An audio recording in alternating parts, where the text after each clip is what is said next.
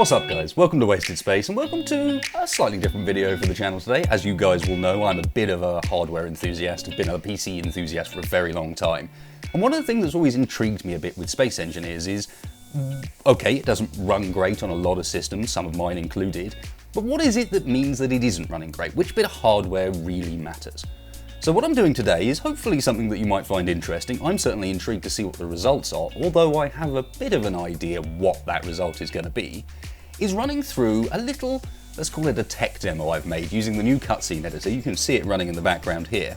And I will be doing a video on that cutscene editor at some point soon, by the way, a little how-to on how to use it, because it's very, very cool. Real props to Keen for implementing that. But what we can do is run through what is essentially a set cutscene. So this will be the same every single time it runs through, regardless of which system we're running it on, and regardless of the hardware of that system. So on top of that, I'm using MSI Afterburner to basically have on screen, but also saving as logs, the FPS of the game as it's running, but also our GPU usage and our CPU usage. In particular, the CPU usage across all the cores. Now what I'm not going to take into account here is RAM, because I can tell you up front, as long as you meet the minimum requirements for Space Engineers, you will have enough RAM. They've seemed to have that mostly under control these days. But perhaps that's something I can do in a future video if it seems interesting. This is the cutscene editor I was talking about. And what I'm going to be able to do is literally just select that cutscene, hit play, and every time get a consistent test, which is perfect for benchmarking. Now admittedly, my methodology here is not going to be utterly flawless. A, I'm not a professional benchmarker by any means, but B, I don't have a complete range of hardware. I've got a selection of graphics cards, I have a first generation i5, I have a second generation i7, and then I have this, which is a 5th generation enthusiast platform, so X99 platform i7 with 6 cores, 12 threads. And then on top of that, I've also got a selection of graphics cards I can switch around, and a couple of laptops as well to look at what happens when you get down to that real bottom end with, well, in one case, a 4-year-old laptop. It was a gaming laptop, but at this point, it's bound to be struggling. Which bits are really bottlenecking things? So that's enough of me jabbering on with this thing running in the background. Let's do some side-by-side stuff. I'll have the specs of the tests up on screen, and then perhaps while we're going on, perhaps at the end, I'll come back and talk a bit about those results, what exactly they mean, and more importantly, if there's anything we can do on our end with the system we already have to therefore make Space Engineers perform better. And I'm not necessarily even saying, well, it's the graphics card you need to upgrade. I'm thinking, hey, maybe there's some room to do something else to improve the performance. So, let's get down to some benchmarking.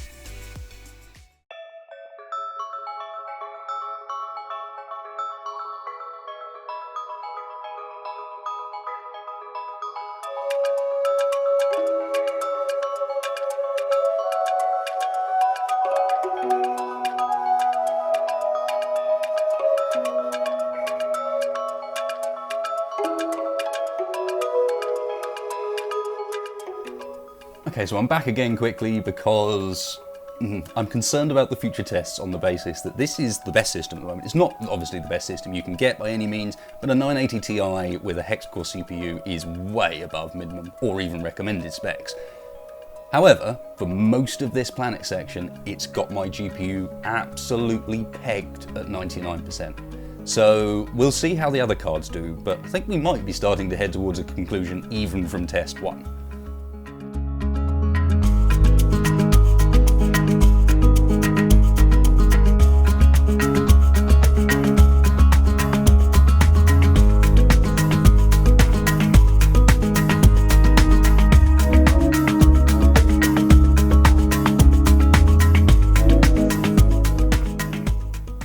So I've now switched out my 980 Ti, kept everything else the same, so this is still that 4 GHz hex core, 32 gigs of RAM, everything's identical, except for the fact that, as you can see, we've now got a tiny little graphics card in there that is kind of revealing how dusty my PC is. So this is a 660 Ti, it's about 4 years older, 3 generations older, and the primary difference I think here, aside from just core speed, is it's gone from 6 gigs of VRAM to 2 gigs of VRAM. And I suspect that might be one of the big contributing factors. But for now, it's running along. I've got the GPU once again pegged to 100% this time, not 99, which is interesting that there is a difference apparently. But more importantly, as you can see, at times it's dipping as low as 20 FPS. Now what I haven't mentioned as far as this methodology is concerned is I am, for these tests at the moment, running everything on Ultra. Everything's whacked up to the maximum settings, because that's kind of how you'd want to play, I imagine. However, I will do a bit of validation at the end where I drop the settings right down and just see whether or not that actually makes that much difference. Is that a way of gaining a load of frames, or is it a bit of a red herring? The other thing I've got to mention is the reason this 660 Ti is interesting is because it's the weakest card I can put into this machine. I don't actually have any physical PCI slot cards that can go any lower than this, and I know some of you guys will do. You'll have older hardware, older equipment. So maybe I can share this cutscene, this world, and we can do a bit of comparative testing as a community. But more importantly, I also have two laptops sitting over there, both of which not only have mobile CPUs, but also have mobile GPUs, where you're talking about relatively old and much weaker graphics cards even than the 660 Ti, by a long way in fact. So that should be interesting to kind of round up on and just validate everything, make sure that none of these marks and benchmarks are coming out of anything erroneous. The same way I'm actually going to try a different rig as well, make sure that all works. But it should be interesting to see what these results are, and at the moment, I suspect I've already started to find the trend. Because in reality, the CPU never gets worked that hard. What does seem to be getting worked hard constantly is that graphics card. So let's see how these play out.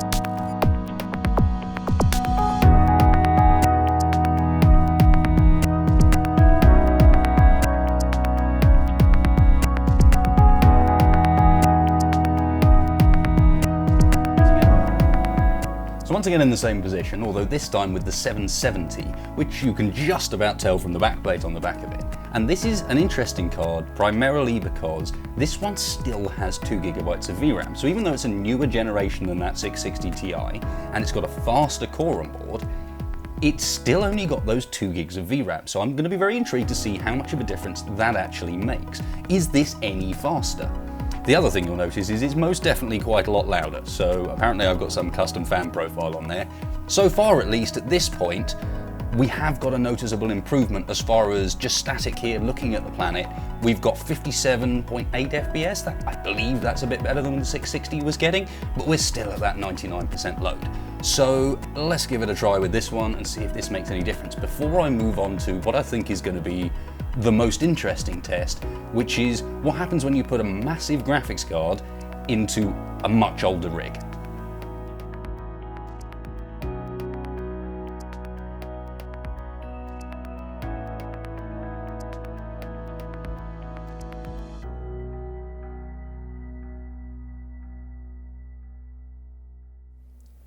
So this has been a pretty fun little test because what I'm running now is on basically the weakest CPU I have as far as desktops are concerned. And the reason desktop is good because I can put whatever graphics card I want in there.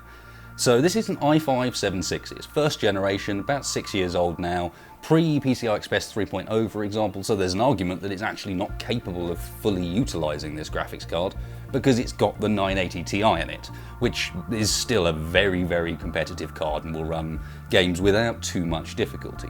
The other thing it's got, and this is sort of skirting on the minimum requirements for space engineers in fact, is 7GB of RAM. Leave me alone, I don't know why it's got 7GB, it just ended up with 7GB, or it's a server normally. Either way, 7GB of RAM, and at least this is a nice validation that at the moment it's using about 5 gigs. So space engineers doesn't require anything more than say 6 gigs of RAM because you need a little bit for your operating system, a little bit spare. That's a good starting point. But what this is going to do very nicely is validate what I thought all along, which is basically that since some recent changes, And that's talking about when they were changing some of the graphics updates, putting in the PBR rendering and updating all the models and so on. They were also changing the graphics engine to much more heavily utilize your GPU. So as you can see in the background here, this is silky smooth, even on quite an old processor. So I'm going to leave this benchmark running as it is. It seems to be running pretty damn nicely. Get back to you, collate all the results, go torture some poor little laptop for a bit just to get a bottom end result, get an idea of what it's like when you don't have any sort of decent graphics card and your processor's a mobile one. We all know it's going to run badly. The question is how badly? What's the difference between each stage? And is there anything that we can learn from that? Do we need loads of VRAM? Do we need a particularly fast CPU? Although, as you guys can probably see from what's going on in the background here, CPU probably isn't the important one. But either way, I'm going to let this run and get back to you with that.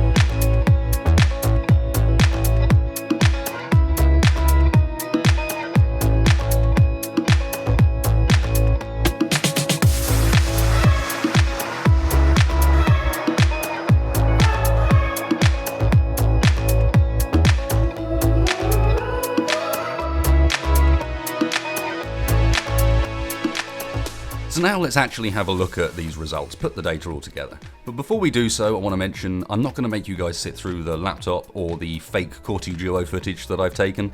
The fake Core 2 Duo is actually a i7 2600K, but with the hyper-threading turned off and turned down to 2 cores only, and then turned down to 2.8 GHz, so that I can kind of cripple an existing CPU to get those sort of figures. So it might be a little bit above what a Core 2 Duo would really do, because it's an i-series CPU, but hopefully still comparable for these testings' sake. Now, first thing I want to draw your attention to is this freeze frame from the last clip of that side-by-side testing. And what's interesting about this is, while they all started at the same point, they haven't all finished at the same time. And the one that's finished first, interestingly enough, is in the top right. It's the i5 760 with the 980 Ti, which is really interesting. I was expecting those i7s to finish first. Surely the i7 would monster it. But the two at the bottom have, by the looks of things, finished at pretty much identical times. And then, as you would expect, the 760 with the 660 Ti is lagging quite a bit behind, hasn't even started rising up over the mountain yet. But it's weird that the i5 was the first to end. But if we jump onto the charts now, I think I can kind of explain why, and in itself it's pretty good news if you're interested in making Space Engineers run well. But when we look at the charts, we can see a little bit of why exactly that is. So we're going to kick off with the FPS, average and minimum, and on this I've stuck them in average order, and you can see, as you'd expect, right up at the top, 5820K with the 980 Ti is highest average FPS, then you've got that i5, and then the two Core 2 Duos that I faked by turning processor cores off on my main core. So that fake Core 2 Duo is a 2.5 GHz dual core only, but with, as you can see, the 980 Ti. And the reason there's two of them is because the top one of those two is actually the game with lowest graphics settings, and the bottom one is the game with highest graphics settings, just to see how much of a difference that made. So in this order, you'd sort of pick any of those sort of top 6 or 7 results look like they're performing quite well. And if we actually bring the figures up, you can see even that i5 760 with the 660 Ti getting an average of 34 frames. Not too bad, right? But this isn't the full story. And if we go on to this next slide, where I've ordered it by minimum FPS, we start to see much more of the full picture, and also a little bit of why that i5 finished first. So even though the 5820K with the 980 Ti is top here, on the next slide we can see the i5 actually takes over. And that's because even with a hex-core CPU, the single core performance of that i5 seems to just do so well that the minimum FPS never drops as low. It's 7 FPS higher on the minimum. And that means, of course, the dips in how the game is performing, the judders, the stutters that you get, are far less bad, and it actually finished the test first, even though its average FPS is lower. Vice versa, as you can also see, those two Core 2 duos suddenly look a lot worse.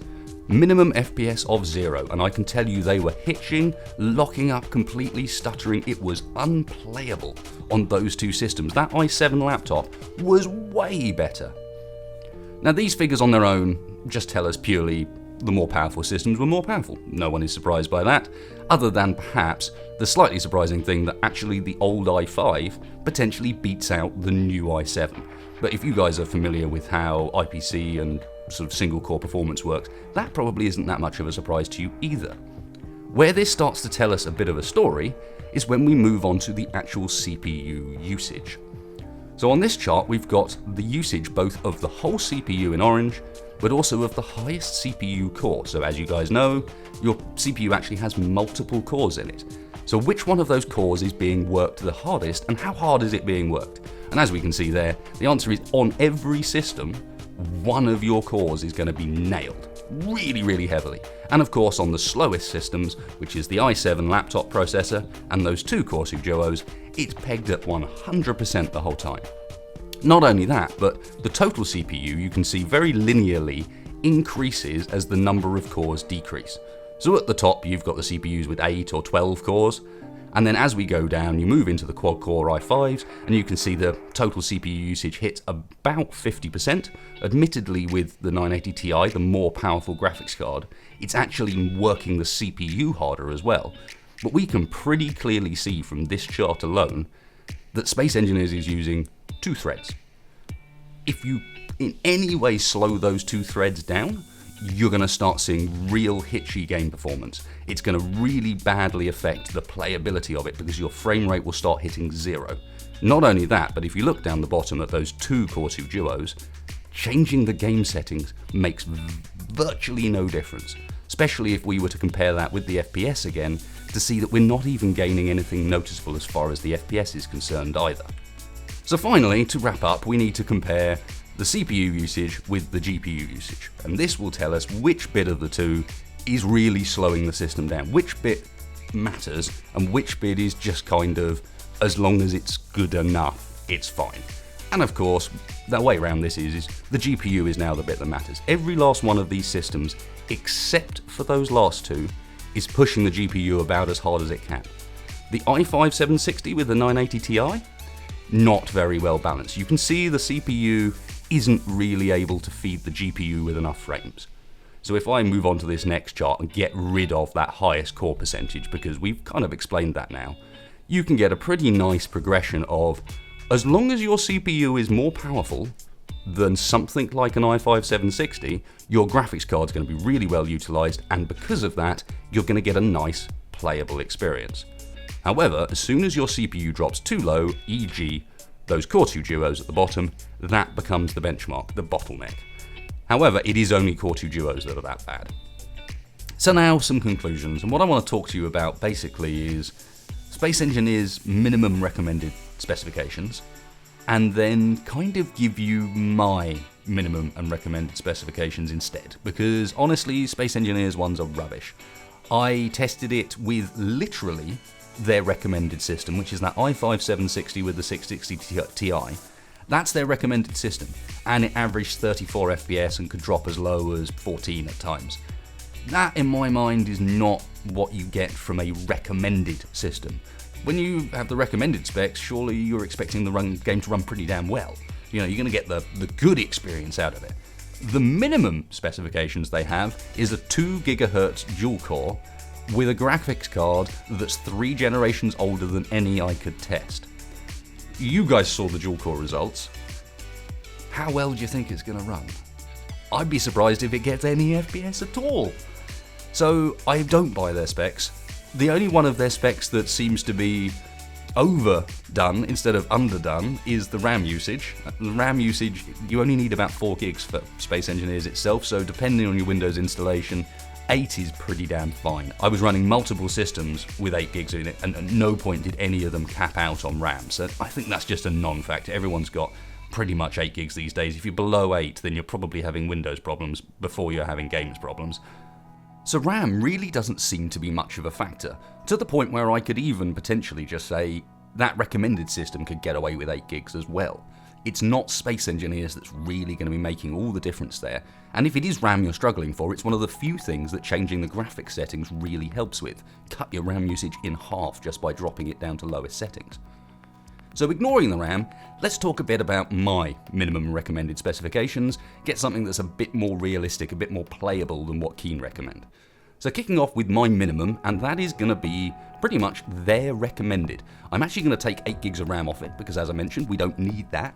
It's primarily going to be the CPU and the GPU, and that quad-core i5 with the 660 Ti did produce a just about playable experience. Average of 30 FPS, minimums around 11, it will dip down, it will chug at times, but this is the minimum spec. And that's talking about planets. I don't want to overlook planets and create some spec that's like, well, you can be in space and it'll run great.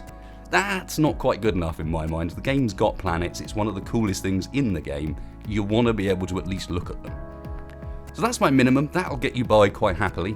Now for the recommended, and this one's kind of good news, because in reality, I was expecting these specs to be much higher. I was expecting the CPU to be more important. I was expecting it to need a really powerful GPU, but it doesn't seem to be that bit that really matters. It's the VRAM.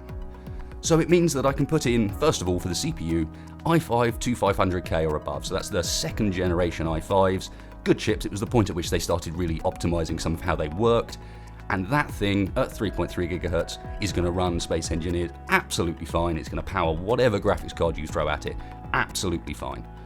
On top of that, we need that 4 gig video card. And there's two pretty obvious choices. Either the 964 gig from Nvidia or the RX 474 gig from AMD.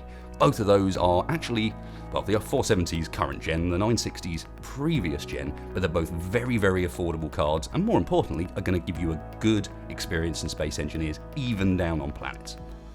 As far as if there's anything we can do to make Space Engineers run better on an existing system, it's a bit of an awkward one, because there's no way of helping the VRAM situation, and there's no real way of pushing a graphics card beyond where it sits happily.